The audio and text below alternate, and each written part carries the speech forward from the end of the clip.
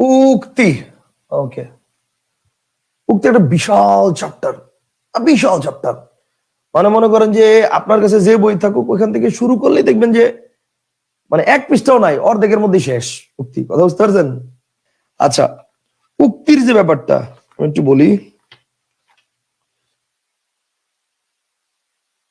অন্বেষণ বইয়ের 390 পৃষ্ঠা উক্তি। মার্শাল্লাহ, ধ্রুব বইতে এরকম দেখবেন বিশাল, এই যে দেখেন বিশাল, মানে শুরু করতে না করতেই শেষ।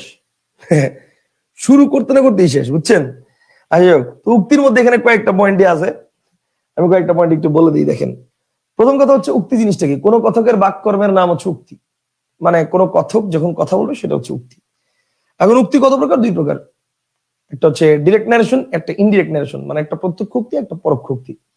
আচ্ছা, এখন প্রত্যক্ষ উক্তি কাকে বলে? এটা আমরা সবাই জানি, যে নিজে কথা বলে এটা প্রত্যক্ষ উক্তি। আর আমার কথাটা অন্য কেউ কোট করলে সেটা হচ্ছে পরোক্ষ উক্তি। এগুলো আমরা জানি।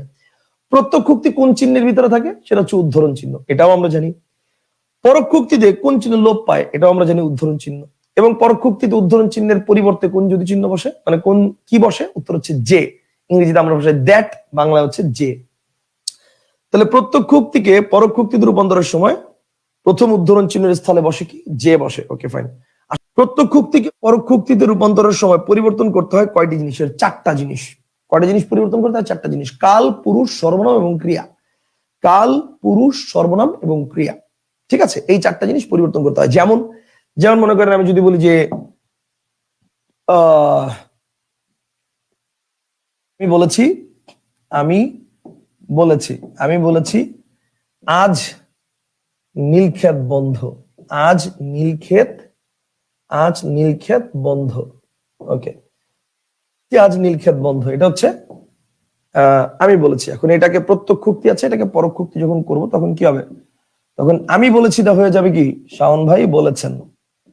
আমি ভাই বলেছি, এটা কি হবে? শাওন ভাই বলেছেন। যে, কেন? এই যে প্রত্যক্ষ উক্তির উদ্ধরণ চিহ্ন উঠে গিয়ে কি বসে? যে বসে। বলেছেন যে আজ, এই আজটা হবে হচ্ছে মানে গতকাল। এটা আমরা এখন পড়বো, একটু পরে পড়বো। যে প্রত্যক্ষ উক্তির আজ থাকলে পরোক্ষ উক্তিতে হয় সেদিন, তাহলে পরোক্ষ উক্তির কি হয়? সেদিন। তাহলে শাওন ভাই বলেছেন যে সেদিন, সেদিন নীলক্ষেত বন্ধ ছিল। সেদিন নীলক্ষেত, নীলক্ষেত বন্ধ। আচ্ছা, দেখেন কয়টা জিনিস পরিবর্তন হয়েছে? চারটা জিনিস। কাল, পুরুষ, সর্বনাম এবং ক্রিয়া। প্রথমত দেখেন, এই যে পুরুষ পরিবর্তন হয়েছে, আমি বলেছি আমি, আর এখানে চলেছে মানে হচ্ছে শাওন ভাই। তাহলে উত্তম পুরুষের জায়গায় চলে আসছে কি? নাম পুরুষ। ওকে, ফাইন। এরপরে কি? কাল পরিবর্তন হয়েছে, আমি বলেছি আজ নীলক্ষেত বন্ধ, মানে টুডে, আজকে, প্রেজেন্ট টেন্স। এখানে বলছে সেদিন নীলক্ষেত বন্ধ ছিল, পাস্ট টেন্স। তার মানে কি? তার মানে কাল পরিবর্তন হয়েছে। সর্বনাম পরিবর্তন হয়েছে, দেখেন সর্বনাম পরিবর্তন, এই যে ক্রিয়া পরিবর্তন হয়েছে, আমি বলছি বলেছি, আর এখানে আছে কি? বলেছেন। ঠিক আছে, আবার দেখেন সর্বনাম পরিবর্তন হয়েছে, এখানে যে আমি সর্বনাম, মানে আর এখানে হচ্ছে সর্বনামটা পরিবর্তন হয়ে গেছে কি? শাওন ভাই। কনসেপ্টটা কি ক্লিয়ার? বলেছেন না, সরি, শাওন ভাই বলেছিলেন হবে। Thank you, thank you. Shaon ভাই বলেছিলেন হবে, বলেছেন না, বলেছিলেন। শাওন ভাই বলেছিলেন যে, শাওন ভাই বলেছিলেন যে সেদিন নীলক্ষেত বন্ধ ছিল। Very good, thank you. আচ্ছা, তাহলে জিনিসটা কি ক্লিয়ার? এখানে দেখেন কয়টা জিনিস পরিবর্তন হয়েছে? কাল, সর্বনাম, পুরুষ, ক্রিয়া। এরপর দেখেন প্রশ্নসূচক, অনুজ্ঞাসূচক এবং আজ্ঞাসূচক বাক্যগুলো পরোক্ষ উক্তিতে কি অনুযায়ী পরিবর্তন করা হয়? উত্তর হচ্ছে ভাব অনুযায়ী। পরোক্ষ উক্তিতে কোন ক্ষেত্রে ক্রিয়ার কাল অপরিবর্তিত থাকে? কারেক্ট আনসার হচ্ছে চিরন্তন সত্য প্রকাশ। ইংরেজিতে যেমন ডিরেক্ট সেন্স থেকে ইনডিরেক্ট সেন্স করার সময় ইউনিভার্সাল ট্রুথের ক্ষেত্রে ক্রিয়ার পরিবর্তন হয় না, তো এখানেও সেম। প্রত্যক্ষ উক্তি থেকে পরোক্ষ উক্তিতে করার সময় ক্রিয়ার কাল অপরিবর্তিত থাকে কখন? যখন চিরন্তন সত্য প্রকাশ পায়। আর এর বাইরে কয়েকটা জিনিসই উক্তিতে আছে, সেটা হচ্ছে কি? সেটা হচ্ছে প্রত্যক্ষ আর পরোক্ষ। ওকে, এখানে কি কি আছে? এখানে বিষয়টা হচ্ছে, দেখেন বিষয়টা হচ্ছে প্রত্যক্ষ উক্তির যদি এখানে হয়, প্রত্যক্ষ উক্তির যদি হয় এখানে, তাহলে পরোক্ষ উক্তির হবে হচ্ছে সেখানে। প্রত্যক্ষ উক্তির এখানে, পরোক্ষ উক্তির কি হবে? সেখানে। প্রত্যক্ষ উক্তির যদি হয় ওখানে, পরোক্ষ উক্তির হবে হচ্ছে ওইখানে। পরোক্ষ উক্তির কি হবে? ওইখানে।